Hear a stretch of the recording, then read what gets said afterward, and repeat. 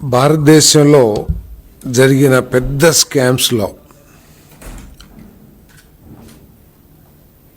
ఆంధ్రప్రదేశ్లో గత ప్రభుత్వంలో జరిగిన లిక్కర్ స్కామ్ ఒక పెద్ద స్కామ్ అని చెప్పేసి తెలియజేస్తా ఉన్నా నేను. పోయిన గవర్నమెంట్లో జగన్మోహన్ రెడ్డి గారి హయాంలో దాదాపు 3,500 కోట్ల లిక్కర్ స్కామ్ బయటపడిన విషయం అందరికీ తెలిసిందే.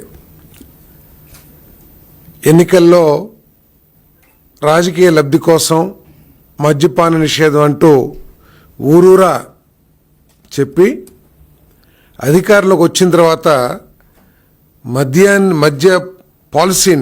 పాలసీని ఏ విధంగా తన స్వార్థం కోసం వాడుకోవచ్చో, ఏ విధంగా వేల కోట్ల రూపాయలు దోచుకోవచ్చో దాని ఆధారంగా చేసుకుని దానికోసం ఒక పాలసీని తయారు చేసి దేశంలో అతిపెద్ద స్కామ్ని గత ప్రభుత్వంలో ఆవిష్కరించిందని చెప్పేసి ఈ సందర్భంగా తెలియజేస్తా ఉన్నాను. మద్యం ఉత్పత్తి చేసే డిస్టిలరీల దగ్గర నుంచి డీలర్లని నియమించడం నుంచి రవాణా, హోలోగ్రామ్స్ అన్ని విషయాల్లో కూడా ఏ విధంగా డబ్బులు దోచుకుంది, ఆ డబ్బుల్ని ఏ విధంగా డెన్స్లో దాచింది, డెన్లో దాచిన డబ్బు కూడా ఏ విధంగా బయటపడింది, అన్నీ కూడా సాక్ష్యాలతో సహా మనం చూసాం. ఇంత జరిగినా కూడా వైఎస్ఆర్సీపీకి ఒక సిద్ధాంతంగా మారింది. ఏంటంటే ప్రతి విషయాన్ని రాజకీయం చేసి అది ప్రజలకి నష్టం చేసేదా, అది అవినీత, అది దోపిడీయా, అవన్నీ దేనికి సంబంధం లేదు. దాని సిద్ధాంతం ఒకటే.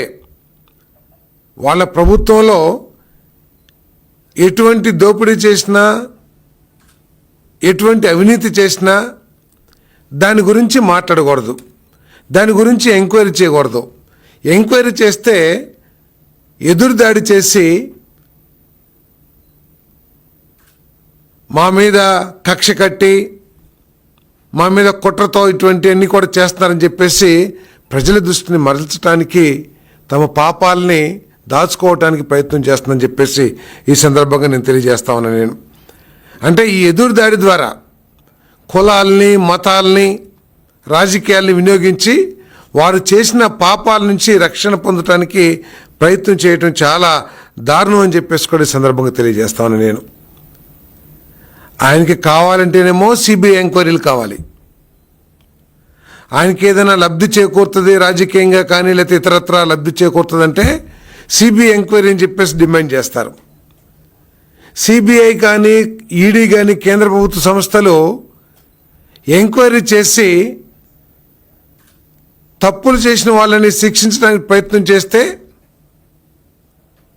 ఆ సంస్థలు ఏదో రాజకీయ కక్షతో చేస్తున్నాయని చెప్పేసి గగ్గోలు పెడతాం ఒక విధానంగా వైసీపీకి మారిందని చెప్పేసి ఈ సందర్భంగా తెలియజేస్తా ఉన్నా నేను. ఏ ప్రభుత్వం అయినా సరే సలహాదారులను నియమించుకుంటుంది. ఏదైనా సాంకేతిక పరమైన సలహాలు ఇవ్వటానికో, లేకపోతే పరిపాలనలో మెరుగైన పరిపాలన కోసమో, లేకపోతే ప్రపంచవ్యాప్తంగా ఉన్న విషయాల్ని ఆ ప్రభుత్వానికి సలహాల రూపంలో ఇవ్వటానికి. కానీ గత ప్రభుత్వంలో జగన్మోహన్ రెడ్డి గారు తన దోపిడీ కోసం ఇసుక పాలసీకి ఒక సలహాదారు, మద్యం పాలసీకి ఒక సలహాదారు రాజకేశ్ రెడ్డి లాంటి వాళ్ళు, వీళ్ళంతా చేసింది ఆ పాలసీల ద్వారా ప్రజలకి ఏ విధంగా మేలు చేయాలి, లేతే రాష్ట్రానికి ఏ విధంగా లాభం చేకూర్చాలని కాదు, ఏ విధంగా ఏ అధికారులు తీసుకురావాలి మనం ఇతర ప్రాంతాల నుంచి, ఏ అధికారులను డిప్యుటేషన్ వేయించుకొని ఆ అధికారులతో ఏ విధంగా పాపాలు చేయించాలి, లేకపోతే తమకు తగ్గట్లు ఏ విధంగా పని చేయించుకోవాలి, తమ దోచిన సొమ్ముని ఏ విధంగా డిస్ట్రిబ్యూట్ చేయాలి అనే విషయాల కోసం రాజకేశ్ రెడ్డి లాంటి వాళ్ళని వినియోగించుకొని మరి ఈరోజు మద్యం పాలసీ అంతా కూడా, మద్యం దోపిడీ అంతా కూడా బయటపడుతున్న తరుణంలో ఒక మాజీ మంత్రి గారు, కారుమూరి నాగేశ్వరరావు గారు బలహీన వర్గానికి చెందిన వ్యక్తి కాదనలేం. ఆయనే ఆయన కుటుంబ సభ్యులందరూ ఒప్పుకున్నారు. మేము ఈ రవాణా కాంట్రాక్ట్ చేశాము, ఈ మద్యం వ్యాపారంలో మేము ఉన్నామని చెప్పారు. తప్పులేదు, ఉంటే రవాణా కాంట్రాక్ట్ చేసినా తప్పులేదు, లేదా మద్యం వ్యాపారం చేసినా తప్పులేదు. కానీ వారు చేసిన వ్యాపారంలో ప్రభుత్వ సపోర్ట్తో లేదా ప్రభుత్వం ఏర్పాటు చేసుకున్న కొంతమంది ఏజెంట్ల సపోర్ట్తో అధికారుల సపోర్ట్తో దోచేయటం అనేది మరి ఈరోజు చాలా స్పష్టంగా బయటపడిన విషయాన్ని మరి గమనించాలని చెప్పేసి మనం చేస్తామని నేను 13 రూపాయలు ట్రాన్స్పోర్ట్కి ఉన్న ఒక బాక్స్కి ఒక కార్టూన్కి 13 రూపాయలుంటే దేశంలో ఎక్కడ లేని విధంగా దాన్ని 35 రూపాయలకి పెంచుకొని 400 కోట్ల రూపాయలు దోపిడీ చేసిన విషయాన్ని ఒక కేంద్ర ప్రభుత్వ సంస్థ ఇండిపెండెంట్గా ఎంక్వైరీ చేసి దాంట్లో అన్ని సాక్ష్యాధారాలు సంపాదించి సాక్ష్యాధారాలని స్పష్టంగా ప్రజలకు కూడా తెలియజేసి వారి మీద చర్య తీసుకుంటే ఇదేదో కక్ష, బలహీన వర్గాలకు చెందిన వ్యక్తుల మీద దాడులు చేస్తుంది ప్రభుత్వం అని అనటం ఏ మేరకు సభ ఒకసారి ఆలోచించమని చెప్పేసి మనం చేస్తాను. ఒక్కోసారి భవిష్యత్తులో ఉపయోగపడతారని చెప్పేసి బలహీన వర్గానికి చెందిన నాయకుల్ని ఇటువంటి కార్యక్రమాలకి ప్రత్యేకంగా ఉపయోగించుకున్నారేమో అని చెప్పేసి బలహీన వర్గాలు కూడా అనుమానపడుతున్నారని చెప్పేసి కూడా నేను ఈ సందర్భంగా తెలియజేస్తా ఉన్నాను. నేను అన్ని సాక్ష్యాలు ఉన్న తర్వాత కూడా మరి చేస్తూ ఉంటే ఏ విధంగా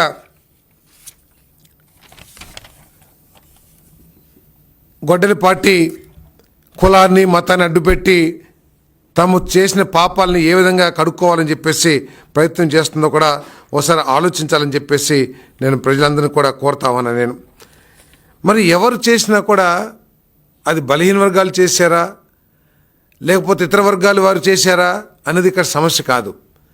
ప్రజలకి ఆర్థికంగా సమాజానికి రాష్ట్రానికి నష్టం జరిగిందా లేదా, చట్ట వ్యతిరేకమైన జరిగినాయా లేదా అనే విషయం మీదే ఇవన్నీ కూడా జరుగుతాయి తప్పితే, ఈ ఎంక్వైరీలు జరుగుతాయి తప్పితే వేరేది కాదనేది జగన్మోహన్ రెడ్డి గారు ఆ గొడ్డలి పార్టీ నాయకులందరూ కూడా అర్థం చేసుకోవాలని చెప్పేసి కూడా నేను ఈ సందర్భంగా తెలియజేస్తా ఉన్నాను. నేను ఒక ఫేక్ కంపెనీలని సృష్టించడం, ఆ ఫేక్ కంపెనీల ద్వారా ఈ దోచుకున్న సొమ్ముని డిస్ట్రిబ్యూట్ చేయటం, ఏ విధంగా డబ్బులన్నింటినీ కూడా ట్రాన్స్పోర్ట్ చేశారో ఆఖరికి డ్రైవర్లు ట్రాన్స్పోర్ట్ చేసిన డ్రైవర్లు కూడా మరి ఎంక్వైరీలో బయటపడ్డారు. ఏ విధంగా ఆ సొమ్ముని, ఆ పాపపు సొమ్ముని ఎన్నికల్లో వినియోగించారో కూడా సాక్ష్యాలతో సహా ఆ డెన్నులు కూడా బయటపడిపోయినాయి. బయటపడిన తర్వాత కూడా బలహీన వర్గాల మీద దాడి చేయని చెప్పేసి చెప్పటం ఏ మేరకు సభో ఒకసారి ప్రజలందరూ కూడా ఆలోచించాలని చెప్పేసి నేను మనవి చేస్తాను. నేను మరి రాజకేశ్రెడ్డి ఏ విధంగా చక్రం తిప్పింది, రాజకేశ్రెడ్డి ఏ విధంగా వాసుదేవరెడ్డి గారిని సెంట్రల్ గవర్నమెంట్కి సంబంధించిన అధికారిని ఈ రాష్ట్రానికి తీసుకొచ్చి వీళ్ళిద్దరూ కలిసి ఏ విధంగా దోపిడీ చేసింది అంతా కూడా రుజువులతో సహా బయటపడిన విషయాన్ని ఒకసారి ప్రజలందరూ కూడా గమనించాలని చెప్పేసి మనం చేస్తాను. ఒకవేళ నిజంగా వారు తప్పు చేయలేదనుకుంటే వారు అన్ని ప్రయత్నాలు చేశారు. అసలు జగన్మోహన్ రెడ్డి గారికి కానీ గొడ్డలి పార్టీకి కానీ ఈ దేశ న్యాయ వ్యవస్థ మీద నమ్మకం ఉందా లేదా ఒకటి స్పష్టంగా చెప్పాలని చెప్పేసి నేను కోరుతా ఉన్నాను. నేను ఒకవేళ మీరు తప్పు చేయలేదు, ప్రభుత్వం మీ మీద కక్ష కట్టి ఏదన్నా మిమ్మల్ని కేసులు ఇరికిస్తానికి ప్రయత్నం చేస్తుంది. ఎవరికైనా అల్టిమేట్ కోర్టులు. మీరు కనుక తప్పు చేసి ఉండకపోతే మీరు అన్ని కోర్టులను కూడా కదిలిస్తున్నారు. కింద లోయర్ కోర్టు నుంచి హైకోర్టు, సుప్రీంకోర్టు, పెద్ద పెద్ద లాయర్లు మీ దగ్గర డబ్బు ఉంది కాబట్టి పెద్ద పెద్ద లాయర్లు కూడా నియమించుకొని మీరు బెయిల్ కోసమో లేదా కేసుల నుంచి బయటపడటానికి ప్రయత్నం చేస్తున్నారు. కానీ ఎక్కడ కోర్టు కూడా నమ్మట్లేదే.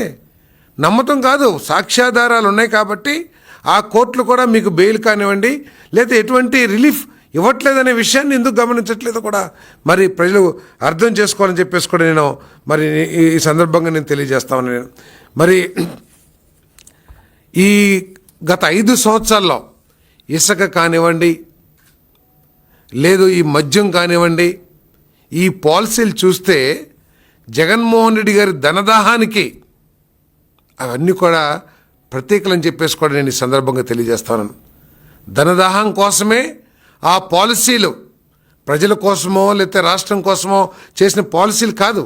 ధనదాహాన్ని జగన్మోహన్ రెడ్డి గారి ధనదాహాన్ని తృప్తిపరచడానికే ఆ పాలసీలు ఏర్పాటు చేశారని చెప్పేసి కూడా నేను ఈ సందర్భంగా తెలియజేస్తా ఉన్నాను. కాకపోతే దురదృష్టం ఏంటంటే ధనదాహాన్ని తీర్చుకోవటానికి బలహీన వర్గాల్ని బలిపోసులు చేస్తూ ఉన్నారు. ఏ విధంగా అయితే పాము తన పిల్లల్ని తానే కరిచి తన ఆకలి తీర్చుకుంటుందో అదేవిధంగా జగన్మోహన్ రెడ్డి గారు కూడా తమ నాయకుల్ని పావులుగా, ప్రత్యేకంగా బలహీన వర్గాల నాయకుల్ని పావులుగా వాడుకొని ఈ విధంగా చేశారేమో అని చెప్పేసి మరి ప్రజలందరూ కూడా చెప్పుకుంటున్నారని చెప్పేసి కూడా ఈ సందర్భంగా నేను తెలియజేస్తాను. మరి దయచేసి మరి ఎక్కడ కూడా ఈ ప్రభుత్వానికి ఎవరి మీద దాడి చేయాల్సిన అవసరం లేదు. కానీ చట్టాన్ని చేతిలోకి తీసుకుని ఈ రాష్ట్రానికి నష్టం చేసిన వాళ్ళని కాపాడాల్సిన అవసరం కూడా ఈ ప్రభుత్వానికి లేదని చెప్పేసి నేను ఈ సందర్భంగా నేను తెలియజేస్తా ఉన్నాను. మరి అంతేకాదు, మరి ఎక్కడెక్కడ పెట్టుబడులు పెట్టారో అవన్నీ కూడా మరి ఈ ఎంక్వైరీలో రియల్ ఎస్టేట్లో ఎక్కడ పెట్టారు, ఫారిన్లో మైనింగ్ బిజినెస్కి ఏ విధంగా తరలించింది, అన్నీ కూడా సాక్ష్యాలతో బయటపడిన తర్వాత కూడా ఎందుకు ఈ విధంగా మరి బలహీన వర్గాలని వాడుకొని బలహీన వర్గాల పేరు మీద ఈ పాపాల నుంచి తప్పించుకోవాలంటే అది సాధ్యం కాదని చెప్పేసి మనం చేస్తాను. బలహీన వర్గాలకి తెలుగుదేశం ప్రభుత్వంలో, కూటమి ప్రభుత్వంలో అత్యంత గౌరవ మర్యాదలు లభిస్తాయి. వారికి ఏ నష్టం జరగకోకుండా పాలసీలు తీసుకొచ్చి బలహీన వర్గాలని మేలు చేయటం కోసం ఈ పరిపాలన కూడా చేస్తానని చెప్పేసి కూడా నేను ఈ సందర్భంగా నేను తెలియజేస్తా ఉన్నాను. నేను ఓకే.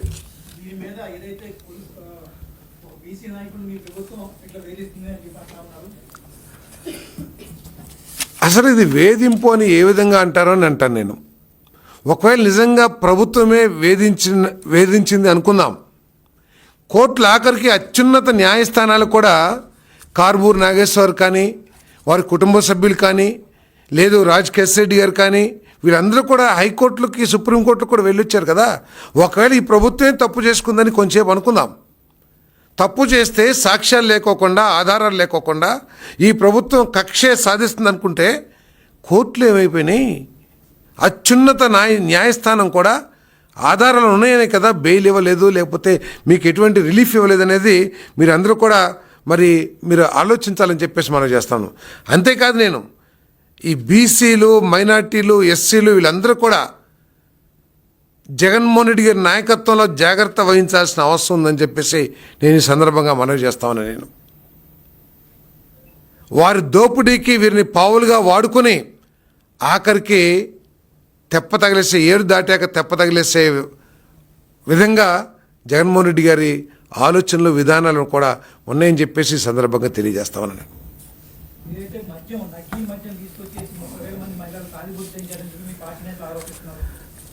మేము ఆరోపిస్తాం కాదండి.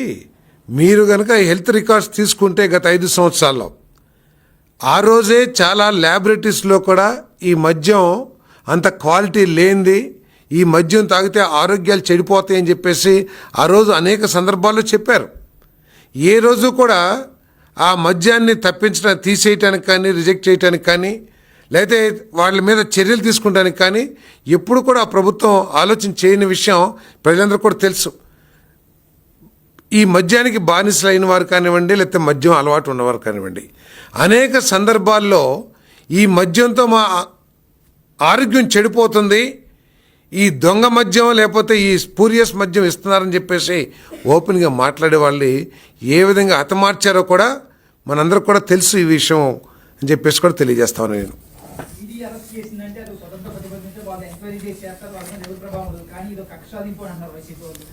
ఇప్పుడు నేను అదే చెప్తున్నాను. నేను తనకి ఇష్టమైతేనేమో సిబిఐ ఎంక్వైరీ లేకపోతే ఈడీ ఎంక్వైరీ అని చెప్పేసి అడుగుతూ ఉంటారు. అదే సంస్థలు సాక్ష్యాధారాలతో అరెస్ట్ చేస్తే అది కక్ష సాధింపు అంటారు. ప్రజలు అర్థం చేసుకోవాలని చెప్పేసి మనం చేస్తామని నేను. ఈ ఈడీ, సిబిఐ ఇవన్నీ కూడా స్వతంత్ర సంస్థలు, రాష్ట్ర ప్రభుత్వ పరిధిలో ఉన్న సంస్థలు కానే కాదు. రాష్ట్రానికి రాష్ట్ర ప్రభుత్వానికి ఆ సంస్థల మీద ఎటువంటి నియంత్రణ కూడా లేదని చెప్పేసి మనం చేస్తా ఉన్నాను నేను. అటువంటి ఇండిపెండెంట్ సంస్థలు చేసిన దర్యాప్తుని మీరు వేలెత్తి చూపే కంటే మీరు తప్పు లేకపోతే, మీరు తప్పు చేసి ఉండకపోతే మీరు కోర్టులకి ఆధారాలు సమర్పించండి.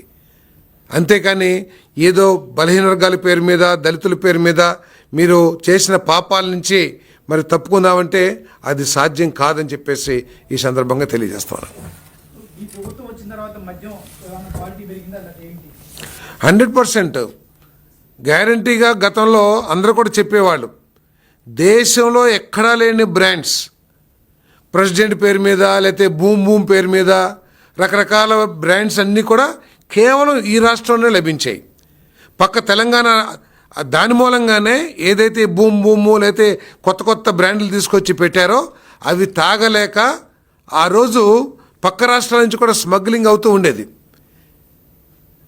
అవన్నీ కూడా ఈరోజు దేశంలో ఏ బ్రాండ్ వేరే రాష్ట్రాల్లో దొరికే బ్రాండ్లన్నీ కూడా సరసమైన ధరకి ఈ రాష్ట్రంలో లభిస్తున్న విషయాన్ని మరి అందరూ కూడా చూస్తూ ఉన్నారు. అన్ని బ్రాండ్స్ని ఎటువంటి పక్షపాతం లేకోకుండా అన్ని బ్రాండ్లకి అవకాశం కల్పిస్తుంది ఈ ప్రభుత్వం అని చెప్పేసి కూడా మనం చేస్తాను. ఈ మధ్య నేను చూశాను సోషల్ మీడియాలో ఏదో అసలు ప్రభుత్వం తీసుకురాని బ్రాండ్ని ఏదో ప్రెసిడెంట్ పేరు మీద ఏదో పేరు పెట్టేసి ఈ బ్రాండు ఈ ప్రభుత్వం కూటమి ప్రభుత్వం తీసుకొచ్చిందని అబద్ధాలను ప్రచారం చేయడానికి కూడా సోషల్ మీడియా మరి ప్రయత్నం చేస్తున్న విషయాన్ని ఈ సందర్భంగా ప్రజల దృష్టికి తీసుకొస్తున్నాను. ఇటువంటి ఏవి నమ్మాల్సిన అవసరం లేదు. ఈ ప్రభుత్వం మద్యం విషయంలో మరి ఏ ప్రజలకి నష్టం జరిగే ఏ నిర్ణయం కూడా తీసుకోదని చెప్పేసి మనం చేస్తాను. పారదర్శకంగానే ఈ మద్యం పాలసీ కూటమి ప్రభుత్వంలో ఉంటుందని చెప్పేసి కూడా నేను తెలియజేస్తా ఉన్నాను.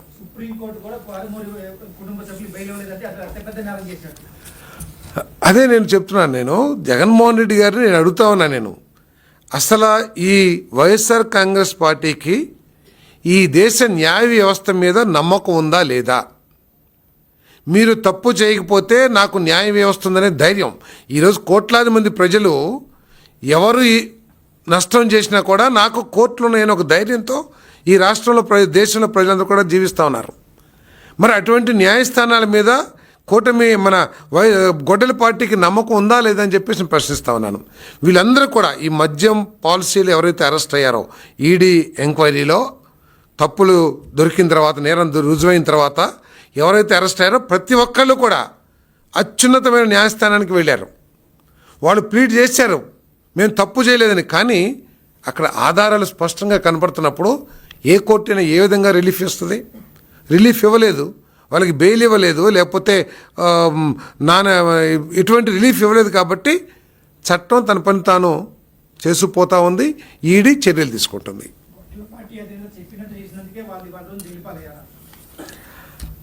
తప్పకుండా ఆ రోజు అధికార వ్యామోహం కానివ్వండి, లేకపోతే ఆ నాయకుడి మీద ఉన్న గుడ్డి ప్రేమ కానివ్వండి, లేకపోతే నాయకుడి ఆలోచనల్ని ఆయన గుర్తించలేకపోవటం కానివ్వండి, ఆయన చేసిన ప్రతి పాలసీకి గుడ్డిగా బలహీన వర్గాలు, దళితులు, మైనార్టీకి సంబంధించిన నాయకులు కొంతమంది వారిని అనుసరించారు.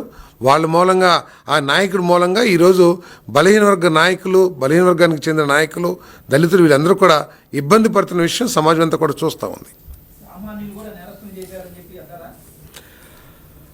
తప్పకుండా అనుకోవాల్సిందే. మరి కారుమూరి నాగేశ్వరరావుకి అంతకుముందు ఎటువంటి నేర చరిత్ర ఉన్నట్లయితే లేదు ఎక్కడ కూడా.